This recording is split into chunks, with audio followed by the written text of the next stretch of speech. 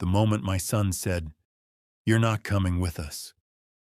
The entire airport seemed to freeze. My suitcase stopped rolling. My heartbeat didn't. He thought pushing me out of their picture would be easy. A quiet removal, a clean cut. But betrayals like that, they don't disappear. They come back, wearing a suit, carrying the truth like a weapon. Before we continue, please subscribe to the channel and let us know where you're listening in the comments. The wheels of my suitcase rattled against the polished marble floor as I pushed through the crowded terminal, following a few steps behind my son. The air smelled of roasted coffee and jet fuel. Laughter echoed from families reuniting near the baggage claim on the opposite side. Everything about this place buzzed with movement, excitement, escape. And then Simon stopped walking. "Dad, I messed up." He didn't turn around when he said it.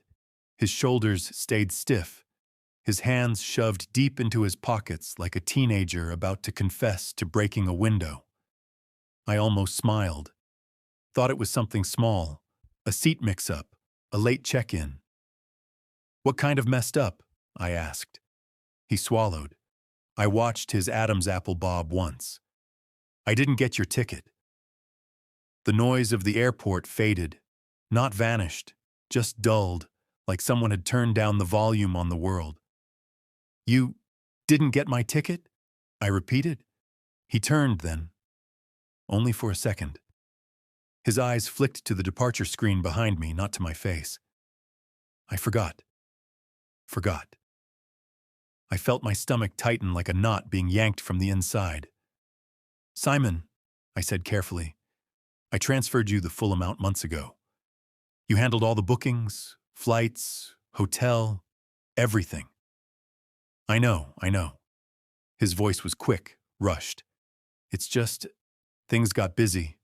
Work's been insane." I looked around us. Families hugging, kids clutching stuffed animals. A young couple taking selfies under a backdrop of gates and destination banners. And me, standing there like I didn't quite belong anymore. "All right," I said slowly. "Then we fix it. We go to the counter. We buy another seat." I started toward the airline desk without waiting for his response. My suitcase dragged slightly, one wheel wobbling. The counter agent, a young woman with neat hair and a rehearsed smile, looked up as I approached. "Good afternoon, sir. How can I help you?" "I need a ticket to Honolulu. Same flight as my family," I said. "Last name Willis." Her fingers moved swiftly across the keyboard. Click, type, pause. "I see a reservation for Simon Willis, party of 4. But I don't see you listed, sir." My chest tightened. "That's not possible," I said. "Check again, please." She retyped. Slower this time. "I'm sorry. Your name isn't attached to that booking. We are currently overbooked for today's flights to Honolulu." Overbooked. The word hit like a closed door. Behind me, I felt movement. Simon had drifted several steps away. Closer to the security checkpoint. Closer to escape. "What about another airline?" I asked quickly. "Any route. I'll take first class if I have to." She hesitated. "There's a major convention this week. All direct flights are sold out through the next several days." My pulse pounded in my ears. "Then we wait," I said. "I'll catch up. You all go ahead if you have to." I turned to Simon. "That's fine, right?" He didn't answer immediately. He glanced at his watch, then toward the boarding gates, then back at me. "Dad, you should just go home." The words were flat, final. Go home. My throat went dry. "What?" "We'll figure something out later," he said. "But the kids are already through security. Fern's waiting. We can't hold up the flight." The agent's polite smile stiffened. She was watching now. Other passengers were watching too. "You're asking me to leave," I said. His jaw tightened. It's just easier this way. Easier. 3 months of planning. 3 months of excitement. 3 months of watching my grandchildren draw palm trees on scrap paper at my kitchen table. And now, easier. I stepped back. Something shifted then. Not loudly, not dramatically. Just a soft, internal click. I saw it in his eyes. Relief. This hadn't been an accident. "You booked weeks ago, didn't you?" I asked quietly. He didn't answer. "How long?" I pressed. "Dad, how long?" He exhaled slowly, defeated. 6 weeks. The terminal seemed to tilt. 6 weeks. Meaning the decision had been made long before today. Before the dinner where he thanked me for being so generous. Before the night his wife hugged me and said the kids were counting the days. Before every single lie. My phone vibrated in my pocket. A message from Simon. "Sorry, Dad. We'll call you when we land. Take care of yourself. Take care of yourself." Like I was an inconvenience finally set down. The gate announced final boarding. Simon took a single step toward the checkpoint. "Don't do this," I said. He didn't stop. "Simon." He didn't turn. He disappeared into the stream of passengers bound for paradise. And I was left standing beside my suitcase in the middle of the terminal like luggage someone forgot to tag. The agent cleared her throat gently. "Sir, would you like me to hold a standby seat in case one opens?" I looked at the gate, at the flashing board, at the word "departed" that would soon replace boarding. "No," I said softly. "I'm sure." Because standing there, surrounded by people rushing toward family and warmth and belonging, one truth finally settled into place. This wasn't a mistake. This was who they thought I was. The flight closed. The crowd thinned. And I turned toward the exit instead. Outside, a taxi pulled up to the curb. I loaded my bag into the trunk and slid into the back seat. "Where to?" the driver asked. "Montclair," I said. "Oakland." The city blurred past the window as we drove. Afternoon sunlight glinted off glass towers and overpasses. My phone buzzed again. And again. Messages. Missed calls. Apologies without remorse. Explanations without ownership. They thought I'd break. They thought I'd stew quietly. They thought I'd forgive by default. But as the hills of my neighborhood came into view, something else took root beneath the pain. Clarity. The taxi stopped. I paid. And as I stepped up onto my front porch, the same house I'd left with excitement just hours earlier now greeted me with a strange, new stillness. I unlocked the door, pulled my suitcase inside, and for the first time since this nightmare began, I wasn't confused. I was focused. Because the man they left behind at the airport wasn't the man who would be standing 3 weeks from now, not even close. The door clicked shut behind me, sealing off the noise of the street. The house fell silent in a way it never felt when I was excited, when I was planning, when I believed I was about to leave this place behind for a week of laughter and ocean air. Now it echoed. The wheels of my suitcase bumped once against the base of the wall and tipped slightly onto its side. I didn't bother to correct it. I just stood there in the dim entryway, my hand still resting on the doorknob, my pulse finally slowing enough for the reality to settle in. They actually did it. They walked away. I removed my shoes with slow, mechanical movements and lined them up beside the mat like I always did. The habit felt strange now, like I was performing someone else's routine in a house that suddenly felt unfamiliar. I moved into the living room.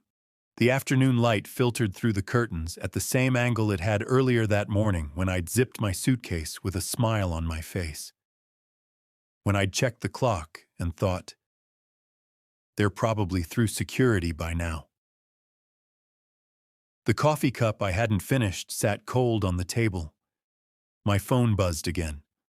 I didn't pick it up. Instead, I lowered myself into the armchair by the window, the one my wife used to favor. The leather creaked softly under my weight.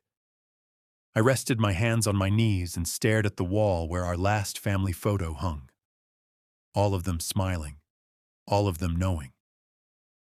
A hollow laugh escaped my chest before I could stop it. 6 weeks, I murmured. 6 weeks of pretending. 6 weeks of letting me believe I was part of something that had already been decided without me. The phone buzzed again. This time I looked. Simon, we'll talk later, Dad. Please don't make this harder than it already is. Harder. I closed my eyes. The room felt too quiet, too still. The kind of quiet that makes your own breathing sound loud and foreign. I stood up and carried my suitcase down the hall, past the guest room that still had clean sheets folded on the bed for a trip that would never happen. I set the suitcase in my bedroom, unzipped it part way, then stopped. What was the point?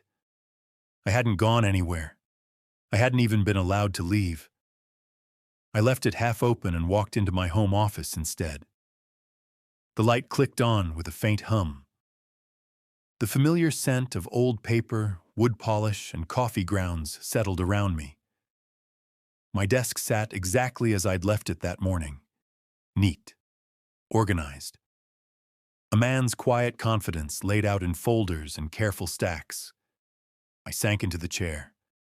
For the first time since the terminal, my hands started to tremble. Not with rage, with hurt. Deep, quiet, unbearable hurt. I pressed my palms flat against the desk to steady myself and breathed through it. Once, twice, 3 times. The feeling didn't pass. It only sharpened. My phone buzzed again. This time it wasn't Simon. Fern. There was a misunderstanding at the airport. We never meant for things to go this way. I stared at the words. Never meant. Like it just happened. I scrolled up. Another message. Fern. The kids keep asking where you are. My throat tightened. I opened the lowest desk drawer and pulled out the folder labeled Hawaii, the one I'd assembled with care. Hotel reservations, activity schedules, printed emails, receipts, my neat handwriting in the margins next to things I'd circled for the grandkids. Snorkeling, sunset boat ride, children's luau, all of it paid for, all of it planned, all of it never meant for me. I flipped through the pages until I found the hotel reservation confirmation. 7 names. Simon, his wife, the kids, 2 other relatives, and 1 more name at the bottom. My wife who passed away 3 years ago. My name wasn't there. I stared at the page until the ink blurred. They hadn't even made room for me. They'd filled it with a ghost instead. The hurt twisted. Then slowly, something heavier slid into its place. Betrayal, deliberate, calculated, personal. My phone rang. Simon, I let it ring. It rang again and again. Finally, I answered. Dad, his voice rushed in. We landed. Everyone's exhausted. Can we please stop this tension and talk like adults when we get settled? Where am I supposed to settle? I asked quietly. A pause. Dad. You stood beside me in that terminal, I said. You watched me realize I didn't exist on your itinerary, and you walked away. His tone hardened instantly. You're overreacting. Overreacting. The word landed like a slap. You took my money, I said. You erased me from the trip, and now you're telling me I'm being dramatic? Everything doesn't revolve around you, he snapped. I felt the last soft piece inside me crack. I raised you, I said. Paid for your schooling, your down payments, your emergencies, your vacations, and somehow, When I finally asked to be included, I became a burden. "That's not what this is about," he said quickly. "Then tell me what it is about." Silence. Then quieter, impatient. "We just needed space. Space. On a vacation I funded. For a family I built." I closed my eyes. "Enjoy your trip," I said calmly. "Dad," I hung up. The house felt different after that. Not lonely, resolved. I reopened the Hawaii folder and slid the hotel confirmation onto the center of my desk. My fingers hovered above the phone. If I did what I was about to do, there would be no undoing it. But neither was there any undoing what they had already done. I dialed. "Reservation desk," a calm, island-accented voice answered. "How may I assist you?" "I need to cancel a reservation under the name Willis," I said. A brief pause. "Yes, I see it here. 7 guests. Ocean View Suites for 10 nights. May I ask why you're canceling, sir?" "Your arrival is scheduled for tomorrow." "I'm canceling because the reservation was made using my funds without my inclusion," I replied evenly, "and I no longer consent." Another pause. "I must inform you there will be significant cancellation fees." "Charge them," she typed. "The reservation is now canceled, effective immediately." "Thank you," I said. "Please send confirmation to the email on file." "Of course. Our apologies for any inconvenience." The line disconnected. My phone vibrated instantly. "Simon." "What did you do?" "Fern." "The hotel says everything was canceled. Fix this right now." I didn't respond. Outside, the sky darkened by degrees. Evening crept in, quiet and steady. I brewed coffee even though I didn't want it. The act grounded me, gave my hands something ordinary to do while the extraordinary unraveled. My phone began ringing continuously now. Simon. Fern. An unfamiliar number. Again. Again. Again. Finally, I answered. "Are you satisfied now?" Simon shouted. "The kids are crying. We're stuck in the lobby. Do you have any idea how humiliating this is?" I watched the coffee drip into the pot. "You humiliated me first," I said calmly. "This is about children. This is about accountability." "You're being vindictive," he snarled. And there it was. The confirmation, not guilt, not shame, only anger at being denied access to what he thought was his. "You made your choice at the airport," I said. "I'm making mine now." "You can't do this to your family," he said. "I am no longer your safety net," I replied. Then the voice that came through the phone was no longer entitled. It was desperate. "You'll regret this, old man." The words settled into the room like cold smoke. "I'm not the one stranded tonight," I said quietly. I ended the call. The house felt still again, but now the stillness was different. It wasn't empty. It was loaded. I sat back down at my desk, pulled out a legal pad, and wrote down the words verbatim. "You'll regret this, old man." Then I wrote the time and the date. Then I reached into the drawer and pulled out a business card I hadn't planned on using again. The name stared back at me in sharp print. Bruce Harland, attorney at law. I turned the card over once in my fingers, then twice, and for the first time since I was left behind in that terminal. I smiled. The card felt thicker than it should have. Just paper, ink, a name, and a number. And yet it carried more weight than the suitcase still sitting half open in my bedroom. I set it on the center of the desk. Bruce Harland. The room was quiet except for the tick of the wall clock and the distant hum of a passing car outside. I hadn't heard that clock in years. Not like this. Like it was counting down to something instead of just marking time. My phone vibrated again. I didn't look at it. Instead, I reached for the desk phone, the old one, the one with actual buttons that clicked when you pressed them, the one my wife insisted we keep even when everyone else moved on to touchscreens and silence. I dialed from memory. It rang twice. "Harland and Rowe, this is Jennifer." "This is Lee," I said. "I need to speak with Bruce, today." There was a pause, the kind that meant she'd recognized my name. "One moment, please." The line clicked. Then his voice came on. "Lee?" "Yes." "Is everything all right?" I looked at the words I'd written on the legal pad. Threat, date, time. "No," I said. "It isn't, and I need to protect myself." Another pause. Longer this time. "Come in tomorrow morning," he said. "First appointment. Bring everything." Everything.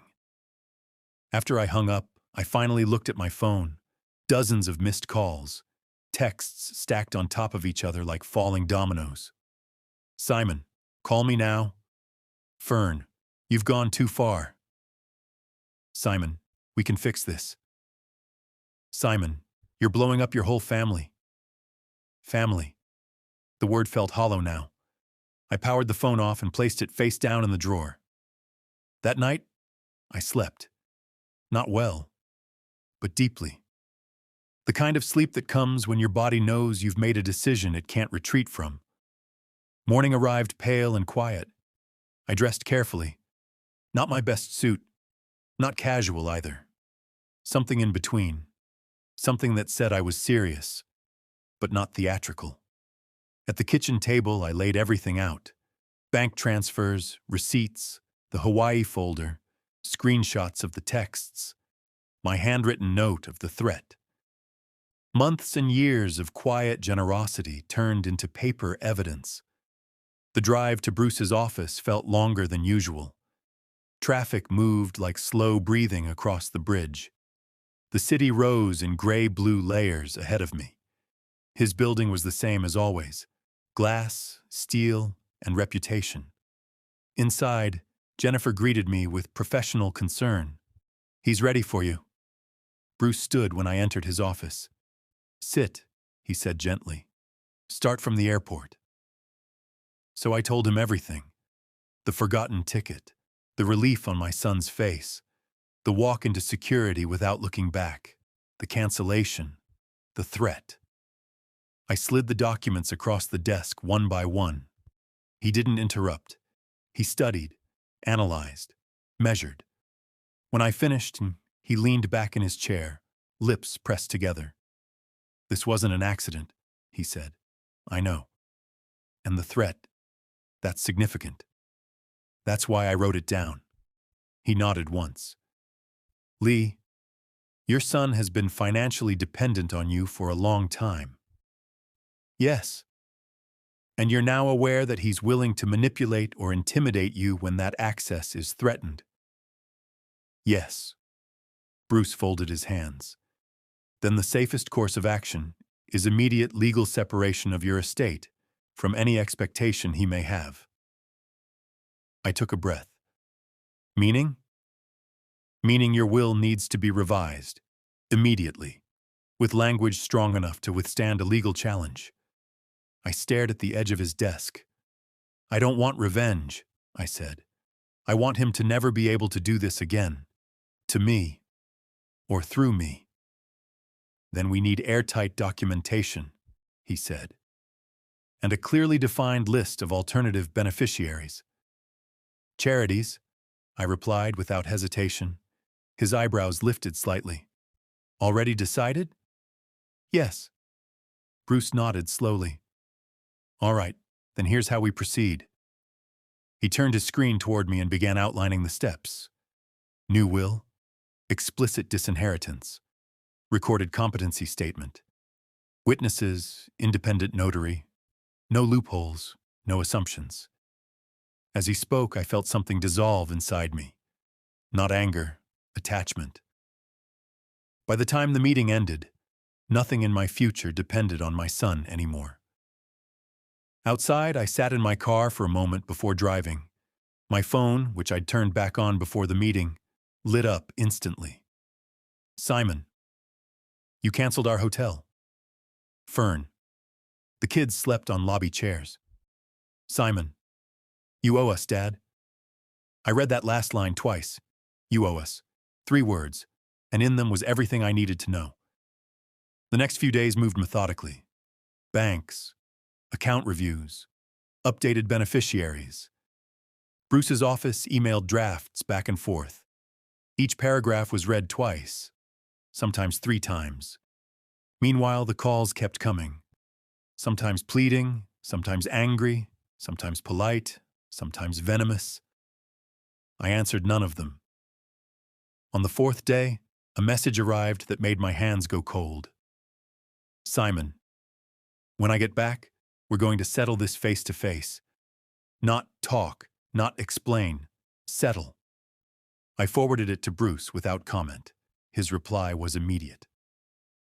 Bruce, do not meet him alone. Let me handle any communication from now on.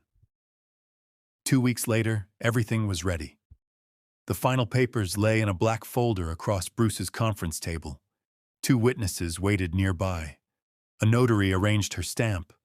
A small camera on a tripod blinked a red light. Bruce looked at me. This is permanent, he said. Once you sign, there's no going back. I thought of the terminal, the departure board, the word departed. I understand, I said. One by one, I signed. My name in ink, witnesses, notary seal, the camera recorded every second. When it was done, Bruce closed the folder with both hands. It's official, he said. Your estate is now legally protected. Your son has no claim. The sentence felt unreal, and yet, final. I walked out of his office lighter than I had in years, but the storm wasn't finished. Because the flight from Hawaii was scheduled to land in 3 days, and for the first time since the airport, I was the one waiting at the terminal. The arrival board flickered once, then settled. Flight 441 landed. I didn't move. People surged forward around me, families pressing toward the glass barriers, signs lifting into the air, voices rising with anticipation. The sound washed over me in a blur. Laughter, rolling luggage, the squeal of a child spotting a parent. Beside me, Bruce stood still, his posture calm, the slim black portfolio tucked under his arm like a quiet promise. "You're certain you want to be here for this?" he asked quietly. I nodded once. "They shouldn't get surprises," I said. "They've had enough of pretending." The sliding doors opened. Passengers spilled out in waves, sunburned faces, vacation shirts, wide smiles that hadn't yet collided with reality. I scanned through the crowd. First came strangers, then familiar shapes began to form. I saw Pearl's wide-brimmed hat before I saw her face. She was animated as ever, talking with her hands, her bright energy cutting through the tired crowd. She dragged a souvenir bag behind her like proof the trip had been real. Saul followed, pushing 2 heavy suitcases, shoulders slumped from the weight. His eyes moved methodically, not searching, just navigating.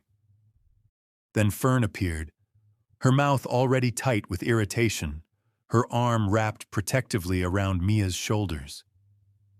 Ethan walked slightly behind her, still wearing the plastic flower necklace from the airport in Hawaii, his face glowing with the afterimage of something that had once been joyful. Simon came last. He looked thinner, sharper. His confidence was gone, replaced by a restless edge that hadn't been there before. Then Mia saw me. "Grandpa!" she yelled.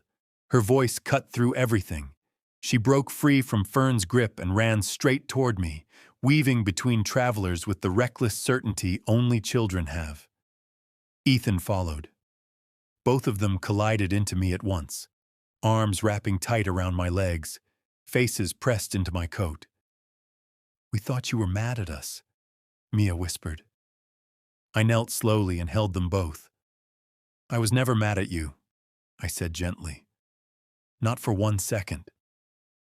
Behind them, the adults had stopped walking. I rose to my feet. Simon's face drained of color when he saw who stood beside me.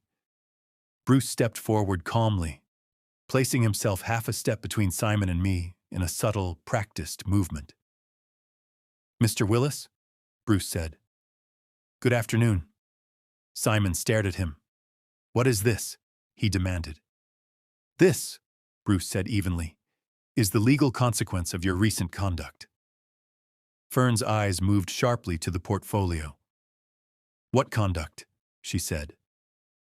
Bruce opened the folder with precise control and withdrew a sealed envelope. "Mr. Simon Willis," he said, extending it forward. "You are formally served with a copy of your father's revised last will and testament, executed and notarized 2 weeks ago." The envelope might as well have been radioactive. Simon didn't take it at first.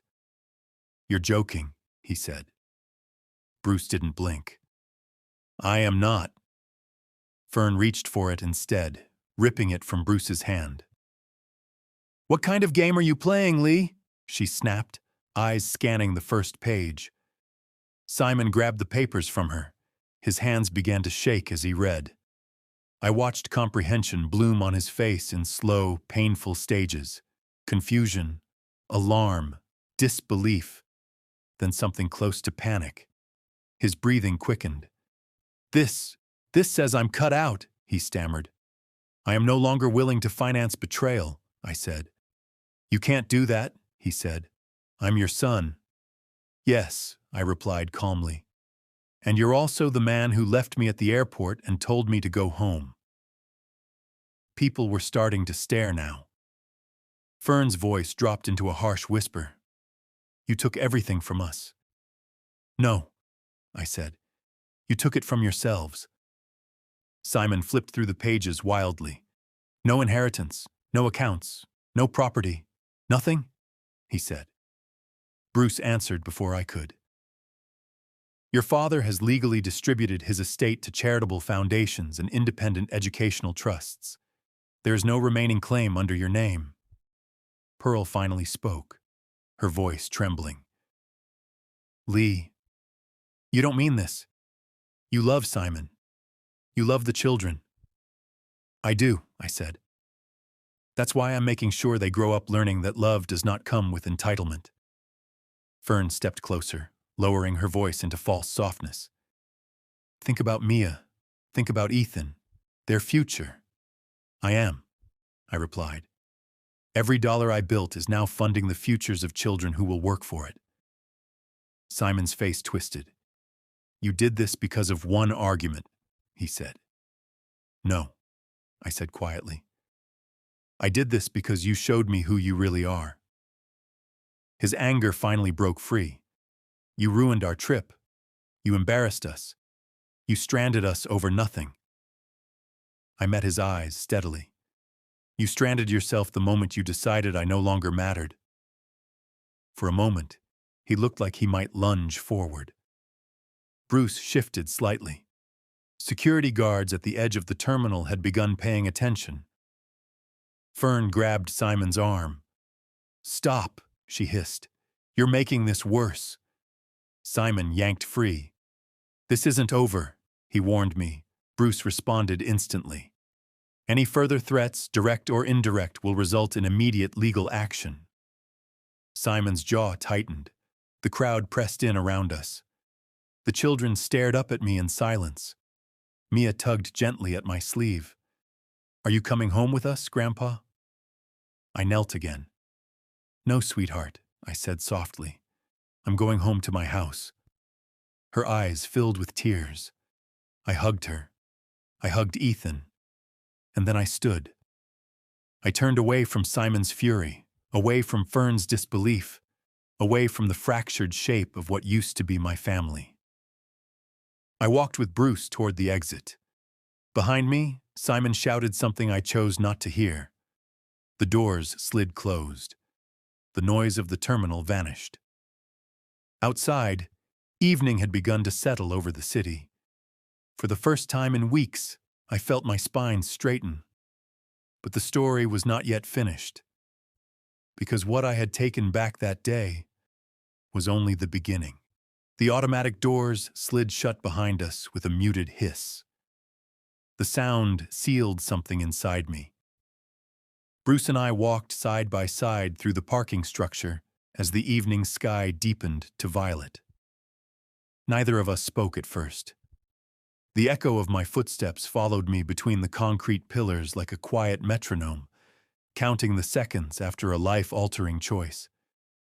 "You handled that with more composure than most men half your age," Bruce said finally.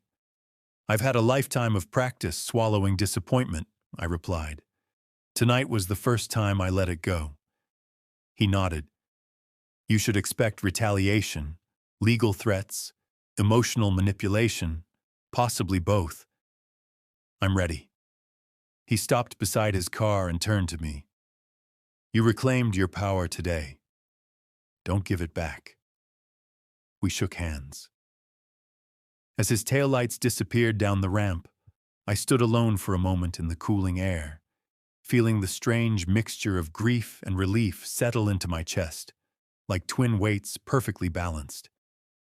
At home, the house greeted me the same way it always had: quiet, familiar, honest. I removed my coat slowly, hung it on the same hook, set my keys in the same ceramic dish Martha had bought at a roadside shop decades ago. The routines still existed, but I was no longer bound by the people who had abused them. I sat in my armchair and waited. The calls began before I even reached for the remote. Simon, Fern, Pearl, voicemails stacked one after another. I listened to none of them. That night, I slept without waking. The next morning, the legal war truly began. Cease and desist letters, threats of court battles, promises of reconciliation, if only I would be reasonable. Bruce handled them all. Every accusation collapsed under documentation. Every demand dissolved against recorded threats. Every legal bluff was crushed by the video record of my sound, uncompromised mind. Within 3 weeks, their lawyers withdrew. Quietly, reluctantly, defeated. Simon tried one last time. He showed up at my door, unannounced. I saw him through the window while he stood on the porch, fists clenched, shoulders tight with humiliation and anger. I opened the door only wide enough to speak. "This ends now," he said. "It ended at the airport," I replied calmly. "You destroyed everything," he hissed. "You destroyed it when you decided I was disposable," I said. "This is just the bill coming due." He searched my face, waiting for weakness. He didn't find it. "You'll die alone," he spat. "No," I said quietly. "I'll die free." And I closed the door. That was the last time I ever saw my son. Months passed, then seasons. The money moved exactly where I had directed it. Scholarships were awarded. Letters arrived from students I'd never met. One young woman wrote that she was the first in her family to attend college. Another said my endowment meant her father could finally retire without fear. I funded music programs for children who couldn't afford instruments. I fed seniors who hadn't seen family in years. I gave without condition, without entitlement, without betrayal. And for the first time in my life, my generosity came back to me as gratitude instead of expectation. Sometimes I thought of Mia, of Ethan, of who they might become without learning that love was something to exploit. I hoped, quietly, that one day they would understand, but I no longer waited for it. Because some lessons arrive only through loss, and some justice only comes when you stop begging for fairness and start enforcing it. On the anniversary of that abandoned flight, I stood in my garden at sunset. The sky burned gold and red across the hills.